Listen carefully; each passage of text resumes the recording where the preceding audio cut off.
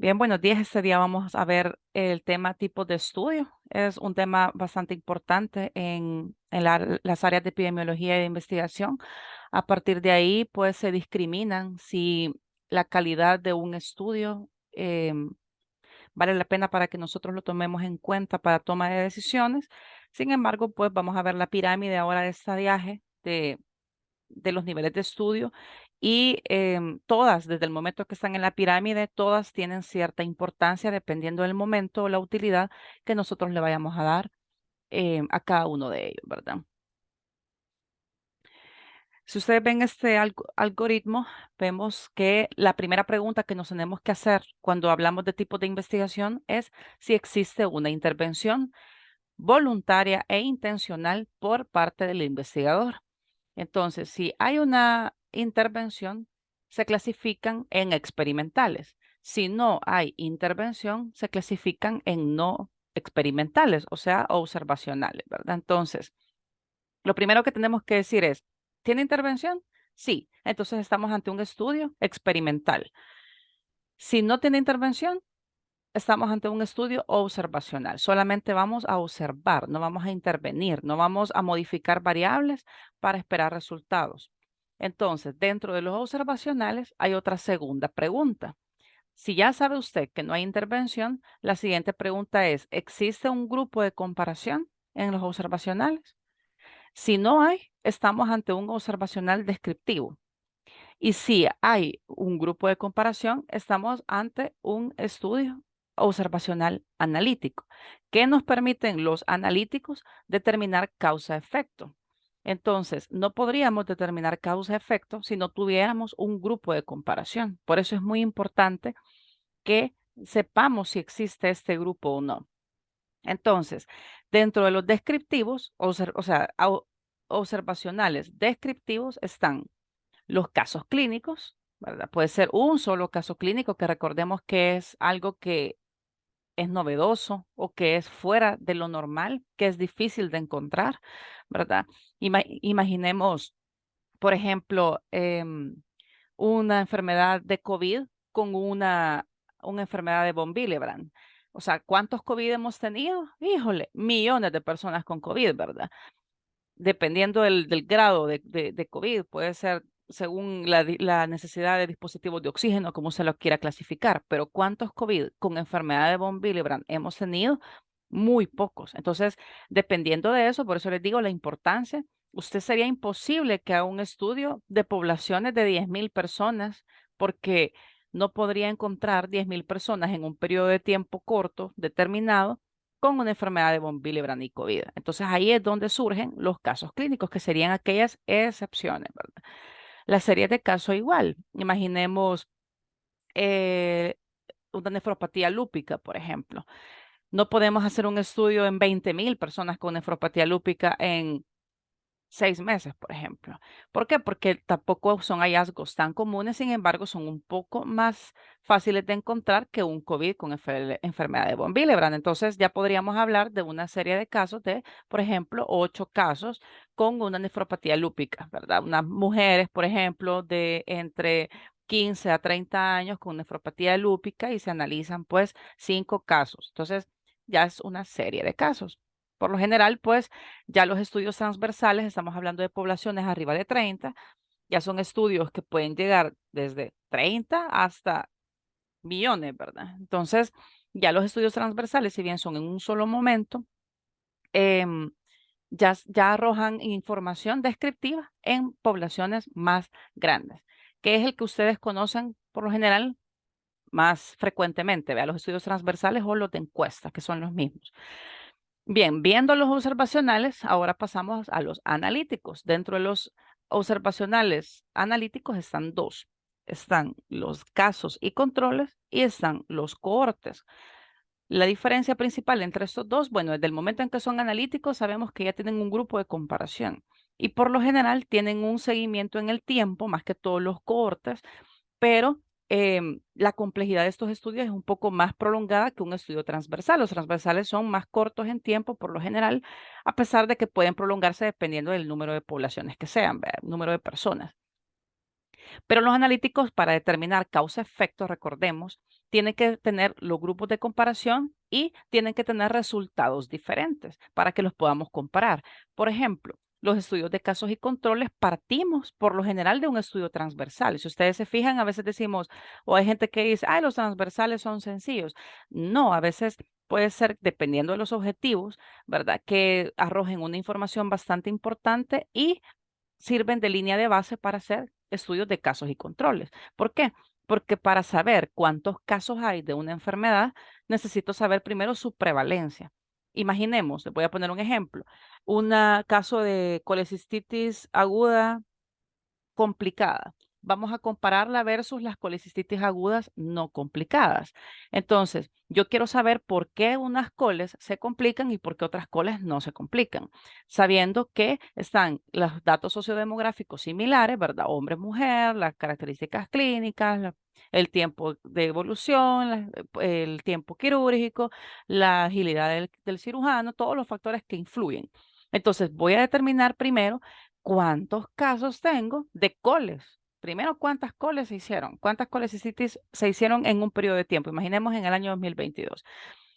Luego de esto, voy a determinar cuántas coles son complicadas y tengo que saber cuál es la definición de caso, a qué le voy a llamar cole complicada y a qué le voy a llamar cole no complicada. Si ustedes se fijan, el primer paso es sacar la prevalencia de cole complicada, cole no complicada, para luego sacar los factores de riesgo y poder comparar entre sí, y la diferencia radica en que aquí la enfermedad ya está instalada, o sea, ya tenemos casos de coles complicadas y ya tenemos casos de coles no complicadas. La enfermedad ya se dio, ya está el efecto. Ahora yo me voy a saber qué pasó con las causas, con los factores para poder relacionar este grupo versus el otro y poder decir, las coles se complican por tal y tal razón, ¿verdad? Las coles se complican cuando duran más de 2 horas en el tiempo quirúrgico o se complican en factores de riesgo como por ejemplo obesidad o edad avanzada. Entonces vamos viendo que el grupo que se complica versus el que no tiene otros factores que puedan ser la causa de esta enfermedad. Por eso recordemos que desde que se llaman analíticos ya podemos hablar de causalidad, porque determinan causa-efecto a pesar que son observacionales. ¿Por qué? Porque yo no hice a propósito que una persona se complicara de una cole. O sea, yo como investigador no estoy manipulando variables para saber qué le pasa y qué no. No estoy haciendo un experimento, sino que simplemente estoy describiendo las características clínicas y epidemiológicas de los pacientes para saber si se complicaron o no.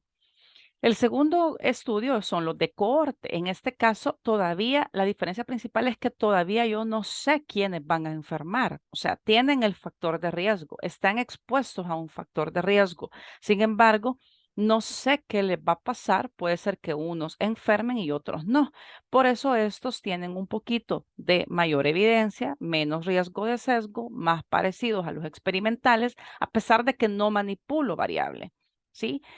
Por ejemplo, tenemos en la unidad de emergencia mujeres embarazadas, ¿verdad? Y nos llegan una mujer embarazada o varias con preeclampsia.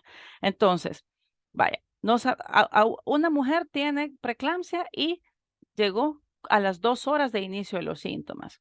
Otra mujer que vive más lejos tiene preeclampsia y llegó a las 12 horas después del inicio de los síntomas. Entonces, si ustedes se fijan, tienen factores de riesgo, tienen la preeclampsia, están en embarazo en el último trimestre y tienen el factor distancia. No sé qué va a pasar. Yo puedo creer que la que tiene 2 horas va a evolucionar mejor que la que tiene 12 horas de inicio de los síntomas, pero aún no lo sé. Entonces, imaginemos esto en poblaciones más grandes, no en una persona y en otra, sino que comparé, por ejemplo, 30 mujeres embarazadas con una evolución de menor de 2 horas y otra de 30 mujeres otras 30 que duraron más de 12 horas. Entonces, ¿qué va a pasar? No lo sé, solamente lo voy a seguir en el tiempo para saber cómo evolucionó cada una. ¿Quién, por ejemplo, tuvo una cura completa, quién perdió el producto de la concepción o quién falleció? Entonces, yo no sé todavía resultados, solo sé que tengo factores de riesgo.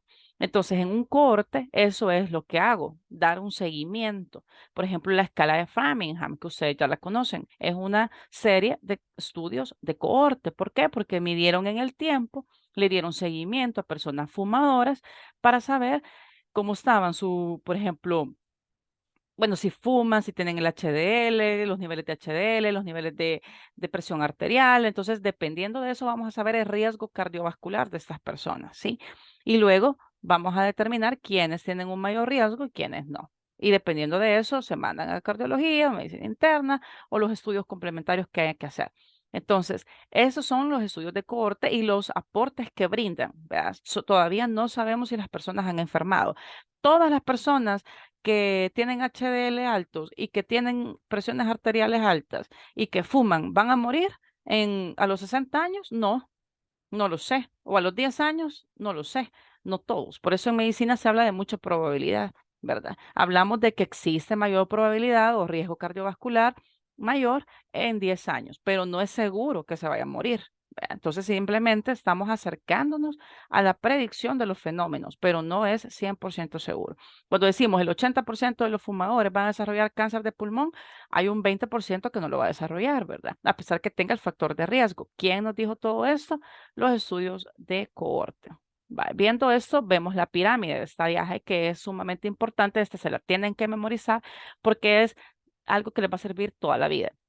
Si ustedes se fijan, al lado izquierdo están las pestañas, los estudios observacionales, los estudios experimentales y los estudios de una revisión un poco más exhaustiva, ¿verdad? Entonces, vemos que están los estudios de campo, por decirlo así, o sea, salimos a campo a recolectar, ya sea en el área clínica o en el área comunitaria, y están la última pestaña, los Critical Appraisal, que son los de como revisiones documentales, pero de alta evidencia científica. Pero la técnica es una investigación documental.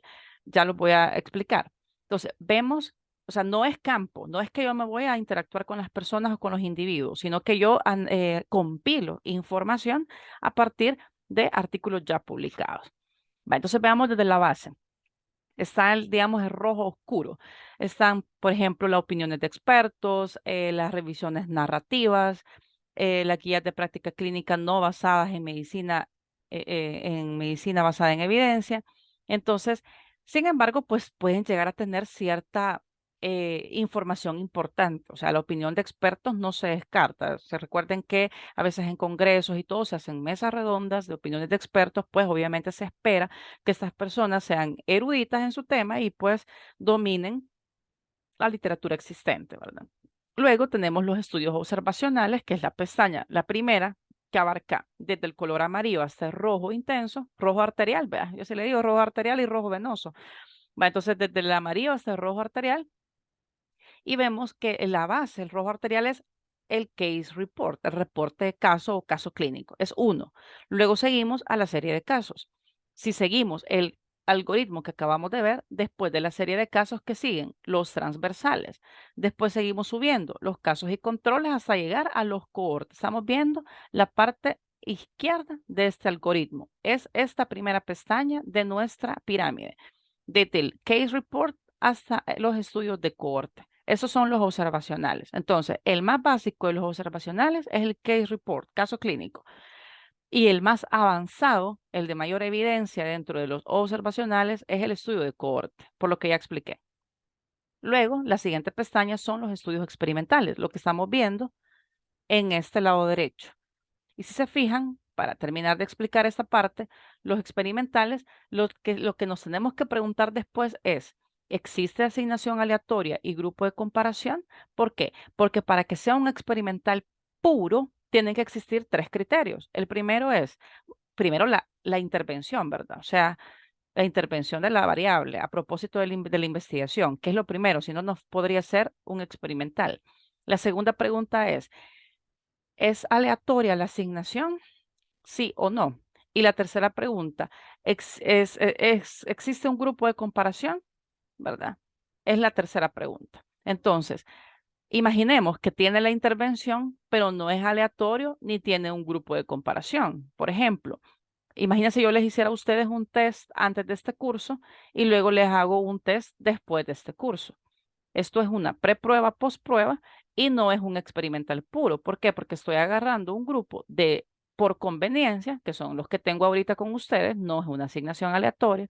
Y segundo, no tengo un grupo de comparación, pero ustedes se convierten en un grupo de comparación interna. O sea, yo lo hago una prueba antes de una intervención, una prueba después de la intervención, son el mismo grupo, pero se comparan las dos intervenciones.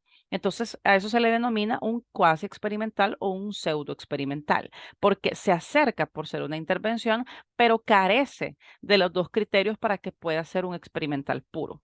Entonces, ya sea que la asignación aleatoria falte o que el grupo control falte para poder no ser un experimental, pero se acerca, ¿sí? Porque lleva una intervención.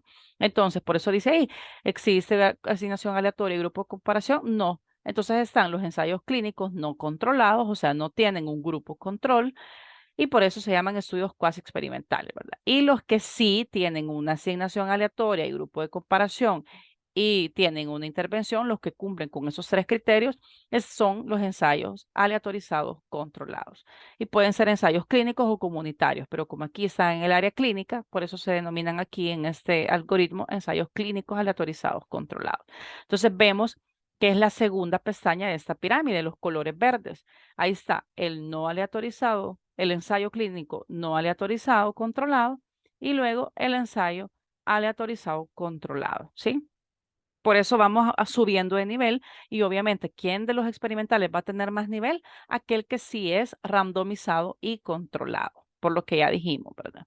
Para ser un experimental puro. O sea, la asignación aleatoria dentro del muestreo, el probabilístico aleatorio simple, es el de mayor, pues, homogeneidad, ¿verdad? Nos está diciendo que hay mayor homogeneidad de la población, por lo tanto, tiene mayor peso, mayor evidencia, menos riesgo de sesgo. Por eso es que los aleatorizados siempre van a pesar más que los no aleatorizados. Y la última pestaña, si se fijan, todo es revisión documental, o sea, ya fueron varios investigadores a publicar, por ejemplo, ensayos clínicos, que son los de mayor evidencia científica de campo, o sea, que yo voy al campo a recolectar, pero si se fijan en la cúspide, el color morado, son el metaanálisis, que son el máximo nivel de evidencia científica de toda la historia que estoy contando, vea. Entonces, si yo les pregunto el máximo nivel de evidencia de los observacionales, los estudios de cohorte, de los experimentales o de los tipos de estudios que, o sea, de campo, los ensayos clínicos aleatorizados controlados. Pero el máximo nivel de evidencia de toda la historia, de toda la pirámide, el metaanálisis, ¿sí? Entonces, ¿qué son las últimas tres? La celeste es la guía de práctica clínica, que ustedes ya la conocen. La segunda son las revisiones sistemáticas, el color azul, y el color morado, los metaanálisis. Entonces, imaginemos que digamos, María publicó dos ensayos clínicos de una variable, por ejemplo, del tabaquismo, ¿verdad? El cáncer de pulmón y tabaquismo. María publicó dos ensayos clínicos. Juan publicó otros dos ensayos clínicos. Entonces vengo yo, Virginia, ¿verdad? Y digo, o sea, si ya me leí cuatro ensayos clínicos, ¿verdad? Que hablan que arriba del 80% o entre el 80 y el 85% de personas fumadoras van a desarrollar un cáncer de pulmón. Y me respondo a una pregunta pico y tiene ahí una lógica, vea. Entonces, vengo yo, si se fijan, leí cuatro ensayos clínicos. Tiene más peso que leer un solo ensayo clínico, ¿sí?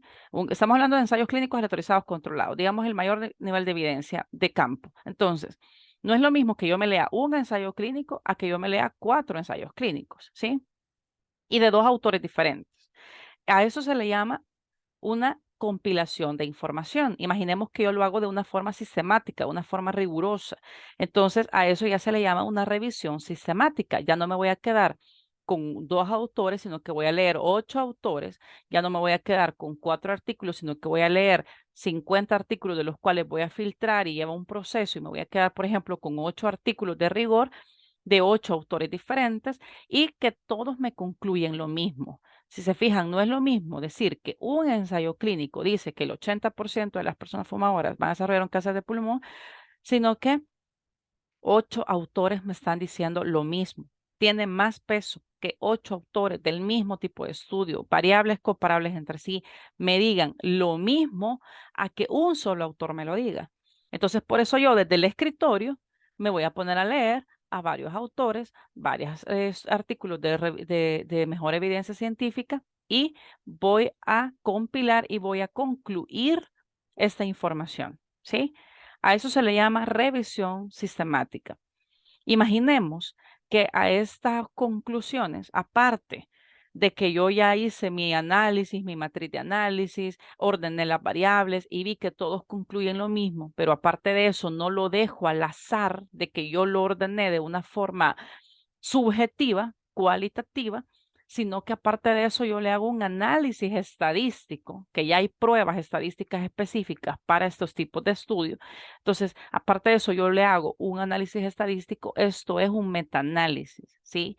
Prácticamente es una revisión sistemática con análisis estadístico, ¿sí? Por eso ustedes cuando lean se van a dar cuenta que muchas veces dice una revisión sistemática con metaanálisis, ¿sí? A eso es a lo que se refiere, con análisis estadístico. Entonces, ¿por qué va a pesar más el color morado que el color verde oscuro? Porque el color morado me está compilando una serie de ensayos clínicos de la misma variable o variables comparables entre sí de diferentes autores, ¿sí? Con su análisis estadístico. Entonces, no es lo mismo que María haya publicado un artículo de ensayo clínico aleatorizado controlado, así sea que lo haya hecho en 50,000 personas, porque entre más población tiene más peso, ¿verdad? Entonces, no es lo mismo que María haya publicado solamente uno, aquello Virginia, a pesar que desde el escritorio compilé esta información, pero es una serie de artículos científicos con su análisis estadístico, con sus variables comparables entre sí, a partir de los cuales yo saqué una conclusión de una forma rigurosa y sistemática. Por eso tiene más peso. Entonces, para tomar decisiones, se recomienda el metaanálisis, por lo mismo, porque varios autores dicen lo mismo, ¿sí? No es uno nada más. ¿Alguna pregunta hasta aquí? ¿Dudas, preguntas, comentarios? ¿Se han dormido? ¿Van de camino? Doctora, yo solo tengo una pregunta. Ajá. Entonces, nosotros no utilizaríamos el estudio cohorte, solo llegaríamos hasta caso clínico, No, según la vaya, pirámide. ¿cómo? ¿Como médicos o como tesistas? Como tesista, doctora. No, como tesis ustedes van a hacer un estudio transversal. Este año se va a hacer recopilación de información. Si hicieran investigación documental, correcto. No deberían pasar arriba del color verde, de los ensayos clínicos aleatorizados. ¿Por qué? Porque son los que se fueron a campo. Y ustedes harían lo que pasó el año pasado, por ejemplo, se hizo una revisión sistemática, es el color azul, una revisión sistemática, ¿sí? Entonces, agarramos del verde hacia abajo, idealmente desde cohorte hasta los ensayos clínicos aleatorizados controlados, porque son los de mayor evidencia. O sea, amarillo, verde claro y verde oscuro. Esos tres son los que más se utilizan para revisiones sistemáticas. Y si se pudiera solo ensayos clínicos, mejor. Pero ¿qué pasó? El año pasado, por ejemplo, habían unos que me decían, mire, doctora, nosotros queremos saber el daño o las miocarditis posteriores a la vacuna X. Entonces, dígame usted si esta información la puede encontrar en estudios de 10,000 personas, de 15,000 personas. Puede encontrarlos en las excepciones. Entonces ahí es donde a veces decimos, mejor busque en casos clínicos y se puede hacer una revisión sistemática solo de casos clínicos. Y alguien me puede decir, pero entonces tiene menos evidencia que un ensayo clínico. Sí, pero mira el tipo de estudio. O sea, estamos hablando, o la variable a buscar. O sea, estamos hablando de miocarditis posterior a la aplicación de vacuna. Lo vas a encontrar en el efecto rebaño, en lo que toda la gente va a presentar, no, porque no todos van a presentar miocarditis, van a ser casos aislados. Entonces, usted puede ser que encuentre esta información más en tipos de estudio, como casos y controles y serie de casos, porque son más raros de encontrar, ¿sí? Entonces, si Ok. hicieran revisión sistemática, doctora, lo más recomendable es primero ensayos clínicos aleatorizados controlados, eso es lo ideal. Pero si usted me dice, mire, no vaya a ser que no encuentre, va, dejémoslo en ensayos clínicos aleatorizados controlados más ensayos clínicos aleatorizados o no aleatorizados, ¿sí? Ensayos clínicos no aleatorizados, los dos verdes. Y si usted me dice, pero mire, no vaya a ser o vaya ahora de ir a buscar, no encuentro, entonces quedémonos con corte y hasta ahí, ¿sí? Más abajo no se recomienda porque ya no son comparables, o sea, se busca que sean los mismos tipos de estudios. ¿Algo más?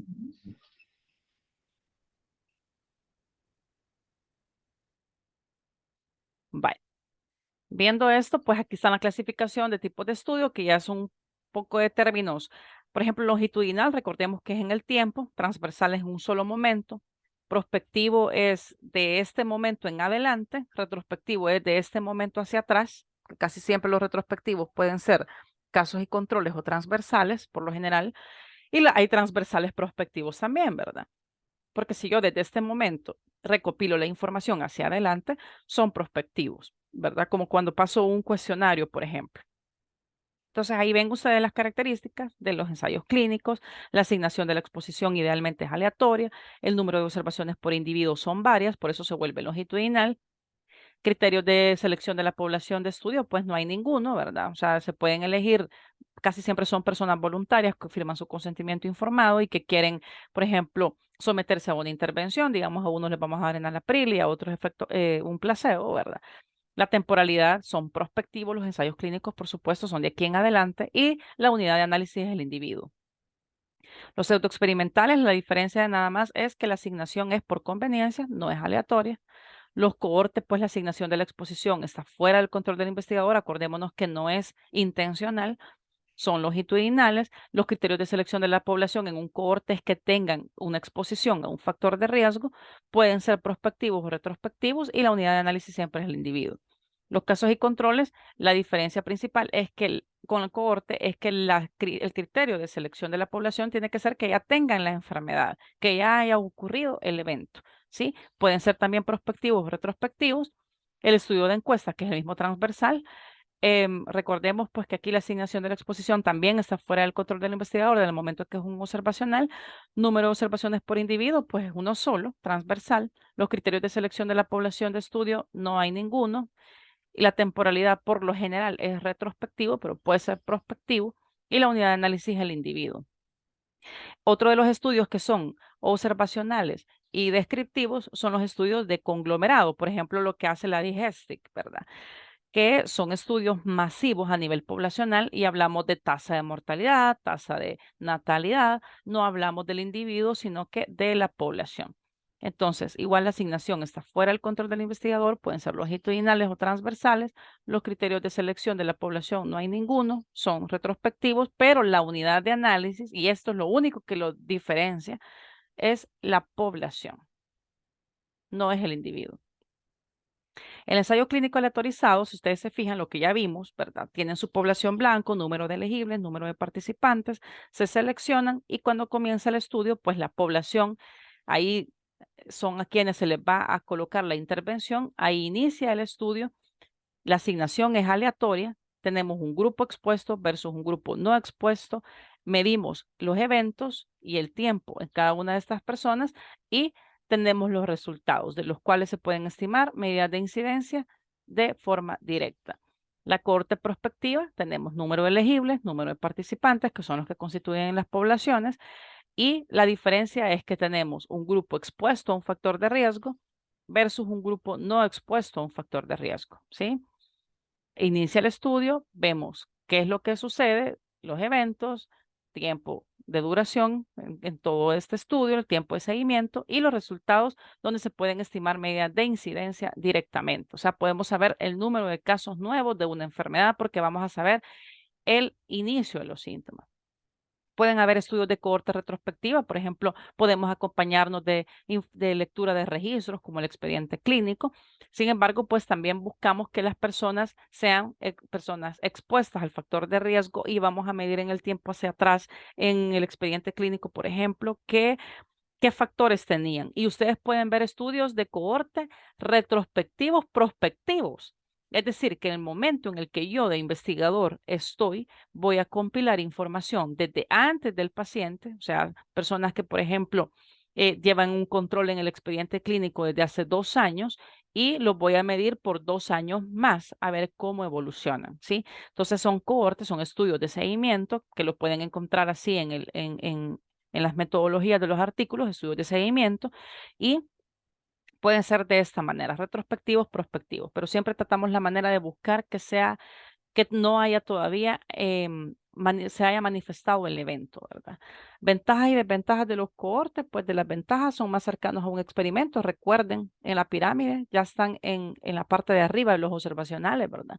La relación temporal causa-efecto es verificable. Podemos saber en qué momento inició los síntomas, ¿verdad? Por eso esa relación temporal es verificable. Se pueden estimar medidas de incidencia, o sea, casos nuevos. Se pueden estudiar varios eventos, se pueden fijar criterios de calidad en la medición del evento y disminuye el sesgo de selección, ¿verdad? Porque obviamente no sabemos aquí, voy a agarrar a este enfermo y aquel no, y no sabemos en realidad qué va a pasar con cada uno. Entonces, el que usted cree que va a desarrollar la enfermedad puede ser que no la desarrolle, ¿vea? Entonces, por eso se evita este sesgo. Las desventajas, cuando se trata de eventos poco frecuentes, la complejidad y el costo puede aumentar, ya que se requiere estudiar y seguir un gran número de participantes. O sea, puede ser que en el camino varios quieran abandonar el estudio. Son estudios un poco más difíciles de realizar. Los de casos y controles, si ustedes se fijan en la imagen, miren, están hacia atrás, ¿verdad? Por eso, o sea, están al lado derecho. Aquí estaban al lado izquierdo y aquí está el inicio del estudio, digamos, al lado derecho, porque por lo general se va hacia atrás. Son por lo general retrospectivos. Tenemos siempre su población blanco, los números de casos, o sea, las personas que ya están enfermas, ya desarrollaron el evento, versus los controles, los que no han enfermado. Y inicia ahí el estudio y vamos hacia atrás a saber cuáles son los factores que se presentaron en esta población. Entonces se puede estimar de forma directa el OR, el odds ratio, ¿verdad? Las ventajas y desventajas de los estudios de casos y controles. Dentro de las ventajas son eficientes para el estudio de enfermedades raras, porque pues ya enfermaron, ¿verdad? Entonces, de repente es como, mira, tenemos 30 personas que tienen este evento, comparémoslos con otros 30 que no lo tengan, ¿verdad? Y para estudiar enfermedades con periodos de latencia o inducción prolongados. Imagínense que sean enfermedades que, por ejemplo, VIH, ¿cuánto tiempo puede pasar en un periodo de ventana? Muchos años, ¿verdad? O en fase VIH, no en fase enfermedad, VIH avanzado. Entonces, por eso es de que a veces no va a estar dando un seguimiento de 20 años, ¿verdad? Y sale mejor hacer un estudio de casos y controles. Se pueden estudiar varias exposiciones simultáneamente en comparación con los estudios de cohorte, son menos costosos y pueden realizar en menor tiempo. De las desventajas, no se pueden estimar de manera directa medidas de incidencia o prevalencia, son susceptibles a sesgos de selección, hay problemas para definir población, fuente de casos y problemas para medir adecuadamente exposición. Y eso es cierto. A veces una de las cosas más difíciles es saber a quiénes le vamos a llamar casos y a quiénes van a ser los controles. Y puede ser una relación de 1 a 1, o sea, un caso por un control o un caso por 2 controles o un caso por 3 controles. Entre más controles hayan por cada caso, el estudio es mejor. O sea, ahí hablamos de una relación 1 a 1, 1 a 2 o 1 a 3. Los estudios transversales son, ven ustedes la población blanco, número de elegibles, número de participantes. La asignación idealmente debería ser aleatoria, pero pueden ser estudios por conveniencia. Y se determina el antecedente de exposición y la ocurrencia del evento en la población estudio. Recordemos que aquí lo que queremos nada más es describir, no vamos a hacer causalidad. Ventajas y desventajas de los estudios transversales, eficientes para estudiar la prevalencia de enfermedades, se pueden estudiar varias exposiciones, son poco costosos y se requiere poco tiempo para realizarlos, ¿verdad? Dentro de las ventajas. Ahora, las desventajas, hay problemas para definir y medir la exposición, puede haber un sesgo de selección y de casos prevalentes. Imaginemos, usted quiere sacar prevalencia de diabetes, pero se va a meter a un club de diabéticos, todos le van a salir, ¿verdad? O se va al club de enfermedades metabólicas, la probabilidad es más alta. Entonces, por eso hay que tener cuidado en que la población idealmente debería ser lo más homogénea posible, ¿verdad? La relación causa-efecto no siempre es verificable.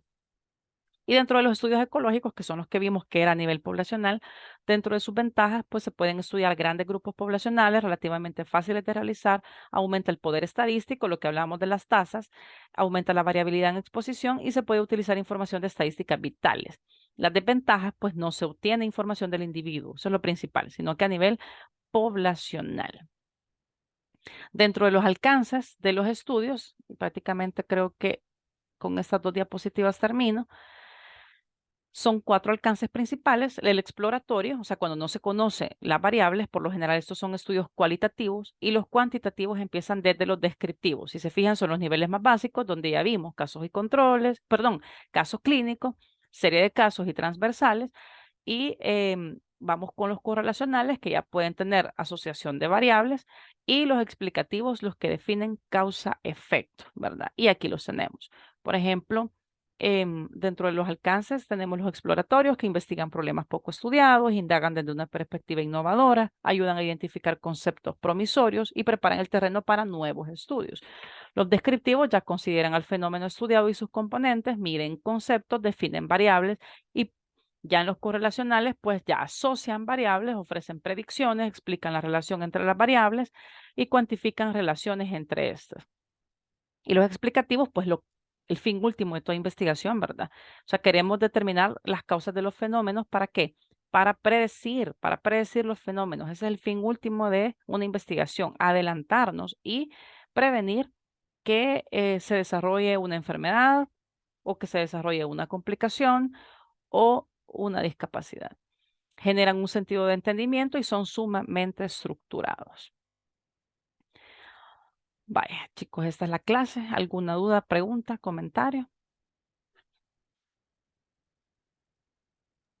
No, doctora, muchas gracias. Bueno, pues nos vemos en una